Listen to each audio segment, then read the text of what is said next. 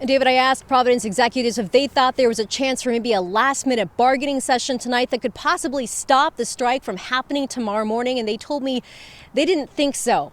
Now, both sides, the union and Providence, for weeks now have been accusing each other of making dishonest claims and taking information out of context as they negotiate. I don't see something that will change in the next, 12 hours that's going to change this. Providence, Oregon Chief Executive Jennifer Burrows resigning herself to Friday's scheduled strike. At 6 a.m., some 5,000 nurses will walk out of 8 Providence locations. And for the first time, about 100 physicians will walk out of Providence St. Vincent and Providence Women's Clinics.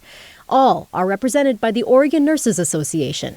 I worry that this is going to have impact. We have managed our previous strikes without impact to the community. This one includes providers. There is no replacement workforce for providers. Which brings us to one of ONA's biggest grievances. They claim Providence has deprioritized negotiations with nurses to focus on resolving physician contracts. They've offered to negotiate with our doctors because they're not prepared for them to strike, and went on to say that they would not negotiate with our nurses because they are prepared for them to strike. Is Providence prioritizing negotiations with physicians and not nurses at this time? So we have got one group that has agreed to bargain with us. That's a provider group, and that is the Providence Women's Clinic. And that is the only group that we're currently bargaining with. ONA members are asking Providence for more competitive wages, pointing to OHSU. Burrows says that's an unrealistic ask, since OHSU has a state funding stream that Providence doesn't. OHSU has always been the market leader in wages in Oregon. So that's just a fact. That's how it's always been. We work to get close to that. We have never matched it. Providence is a $30 billion corporation with top executives making $1 million salaries. They should be honest with Oregonians about how prepared they are for this strike.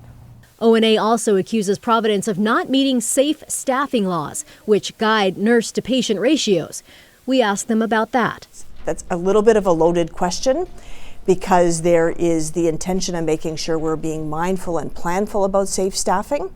And then there's the today reality when someone's called in sick or we're, in the middle of a surge of patients. And so, the best laid plans that we walk into and we plan for together can't always happen 24/7. Come Friday, 2,000 fill-in nurses will be ready to go system-wide.